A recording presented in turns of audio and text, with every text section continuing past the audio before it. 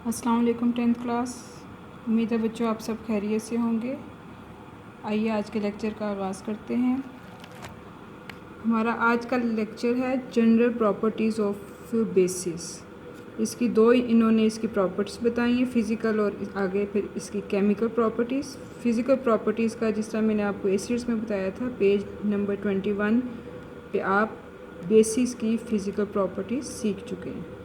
इसकी chemical properties में भी डिफरेंट रिएक्शन है। जैसे मैंने आपको अब बताया था कि जिस चीज़ का की केमिकल उसकी प्रॉपर्टीज़ होती हैं, उस चीज़ का नाम लेके उसका डिफरेंट चीज़ों के साथ रिएक्शन देखा जाता है।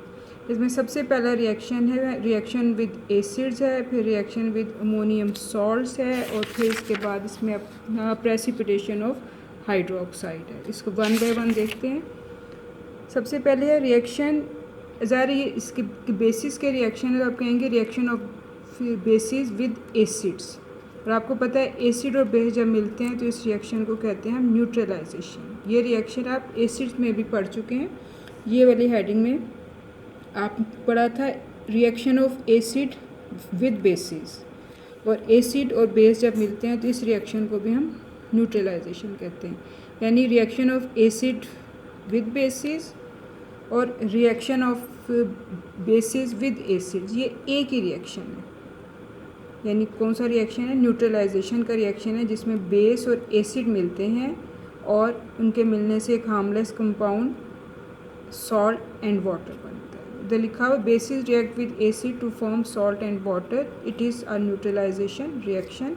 इसमें भी NaOH एक इसमें ये बेस बताया है। इसका रिएक्शन होता है SO4 के साथ, तो K2SO4 पोटाशियम सल्फेट बनता है। H और OH जब मिलते हैं तो साथ इसके वाटर बनता है। आप इस रिएक्शन में ये वाली इक्वेशन लिख सकते हैं, और ये जो एसिड वाले जो टॉपिक में इक्वेशन थी ये भी इसमें लिख सकते हैं। ये आपको बस किसी भी एसिड का नाम और कोई भी जो बेस है उसका नाम आना चाहिए, उसका रिएक्शन आप खुद लिख सकते हैं। जब आपको आहिस्ता आहिस्ता आगे जाके इन रिएक्शन की समझ आती जाएगी तो दुनिया का कोई भी एसिड, कोई भी जो बेस है, आप लिख के आप उसका न्यूट्रलाइजेशन रिएक्शन लिख सकते हैं। ये शर्त नहीं है कि जो आपकी बुक में इक्वेशंस लिखी हैं आप यही लिखें। जब आपको अच्छी तरह से इसकी अंडरस्टैंडिंग हो जाएगी, आपको फार्मूलाज भी याद हो जाएंगे, तो रिएक्शन खुद ब खुद आपको आते जाएंगे। और फिर आप इसमें लाजमी नहीं कि KOH लिखें, आप इधर NaOH लिख सकते हैं, कैल्शियम हाइड्रोक्साइड लिख सकते हैं, और एसिटिक सल्फ्यूरिक एसिड की जगह हाइड्रोक्लोरिक एसिड, नाइट्रिक एसिड, कोई भी एसिटिक एसिड कोई भी लिख के आप उसका रिएक्शन मुकम्मल कर सकते हैं। फिर सेकंड रिएक्शन है reaction with ammonium salt. Ammonium salt का मतलब आप समझिए ऐसे सॉल्ट जिसमें अमोनियम रेडिकल हो, जैसे NH4Cl और NH4 2SO4।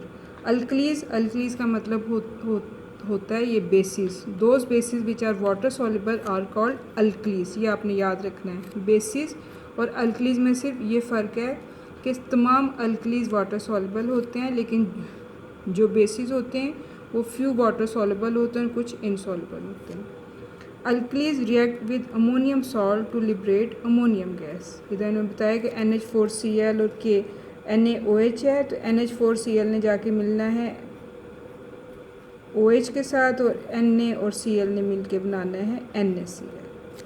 NaCl बनेगा और NH4OH के मिलने से इक्वेशन देखिए, NH4Cl और NaOH, तो Na और Cl ने तो मिलके बना दिया NaCl, लेकिन NH4OH के मिलने से हमारे पास बनता है अमोनियम हाइड्रोक्साइड। लेकिन ये भी वीक ये बेस है, खुद ही डिकम्पोज हो जाता है अपने टेम्परेचर। जब इसका रिएक्शन होता है, अपने रिएक्शन के दौरान जो हीट इसमें रिलीज़ होती है, और अमोनिया और वाटर बनता है। तो आपकी बुक में इन्होंने अमोनियम हाइड्रोक्साइड नहीं बल्कि NaCl के साथ अमोनिया एंड वाटर लिखा है। इसी तरह से अमोनियम सल्फेट है, इसका रिएक्शन जब कैल्शियम हाइड्रोक्साइड के साथ होता है, कैल्शियम जाके सल्फेट के साथ मिलता है, कैल्शियम सल्फेट बनाता है, और अमोनियम रेडिकल OH के साथ मिलके अमोनियम हाइड्रोक्साइड बनाता है, जो डिकम्पोज होकर अमोनिया गैस एंड वाटर बनाता है। इसका थर्ड रिएक्शन है precipitation of hydroxide. Very important, लिख लीजिए। ये भी पिछले 2 सालों से बोर्ड के जो पेपर हैं फर्स्ट एंड सेकंड ग्रुप में आ रहा है। ये अल्कलीज उन्होंने बताया कि जब इनसॉल्युबल हाइड्रोक्साइड के साथ मिलती हैं, when added to solution of salts to having metals के मिलने से इनमें से जो अपने प्रेसिपिटेट हैं वो अलहदा हो जाते हैं। और रिएक्शन में आपने इधर ये देखा है कि जब जो गैसेस हैं जो हल्की होती हैं, जो ऊपर उठती हैं, उनके लिए एरो का साइन ऊपर लगाया जाता है। यहाँ जब अल्कलीज का डिफरेंट सॉल्ट के हैविंग मेटल के डिफरेंट सॉल्ट के साथ रिएक्शन होता है तो हमारे पास दो सॉल्ट बनते हैं। एक एक्वस सोल्यूशन है, आप देख लीजिए, और एक के साथ इन्होंने एस लिखा है। ये सॉल्ट तो लिक्विड फॉर्म में रहेगा, वाटर के अंदर सॉल्युबल होगा, लेकिन ये वाला सॉल्ट जो होता है ये नीचे बैठ जाता है, इसलिए इसके साथ हम एरो जो है वो ऐसे लगाते हैं। ये यानी जो भी रिएक्शन होता है, रिएक्शन का उसका कंटेनर होता है, बीकर होता है, ये वाले सारे सॉल्ट जो इन्होंने अपने बताए लिखे हुए हैं कि इसके अपने प्रेसिपिटेट बनते हैं, यानी इनसॉल्युबल फॉर्म में, सॉलिड स्टेट में ये सॉल्ट जो है अपने बीकर में या कंटेनर जो भी है उसके नीचे उसमें सेटल डाउन हो जाते हैं। जैसे कॉपर सल्फेट है, सोडियम हाइड्रोक्साइड के साथ रिएक्शन होगा, कॉपर का रिएक्शन सोडियम हाइड्रोक्साइड के साथ हो जाएगा और Na जाके मिलेगा SO4 के साथ। तो Na और SO4 के मिलने से बनेगा सोडियम सल्फेट, और Cu और OH के मिलने से बनेगा कॉपर हाइड्रोक्साइड। ये इसके नीले रंग के हमें प्रेसिपिटेट हासिल होंगे जो नीचे सेटल डाउन हो जाएंगे। जिंक का सॉल्ट जब NaOH के साथ मिलता है तो NaCl बना देता है, और जिंक और हाइड्रोक्साइड मिलके जिंक हाइड्रोक्साइड बनाते हैं, इसके प्रेसिपिटेट वाइट होते हैं। इसी तरह बाकी सारे इन्होंने रिएक्शन आपको बताए हैं कि इसके वाइट प्रेसिपिटेट हासिल हो रहे हैं, फेरिक के साथ इसके ब्राउन हासिल हो रहे हैं, और इस तरह फेरस सल्फेट के साथ इसमें डर्टी ग्रीन हासिल हो रहा है। ये सारे रिएक्शन आपने लिखने, इसमें कोई चॉइस नहीं है कि आप छोड़ें, क्योंकि बोर्ड के पेपर में जब ये सवाल आया था उसमें इन्होंने इसके सारे रिएक्शन इसके पूछे थे, इसलिए आपने इसमें से कोई भी नहीं छोड़ना। इसके बाद आ जाइए इसके यूजेस पे। जिस तरह एसिड के यूजेस आपने याद किए थे, इस तरह इसके बेसिस के यूजेस हैं। सोडियम, इन सब के फार्मूलाज आपको आते हैं, आपकी बुक में आर्हीनियस एसिड में इनके दिए थे, जिसके नहीं होंगे मैं आपको साथ लिख दूँगी। Sodium hydroxide is use for manufacturing of soap, साबुन की तैयारी में सोडियम हाइड्रोक्साइड यूज़ होता है। Calcium hydroxide is use for number 1 इससे ब्लीचिंग पाउडर बनता है।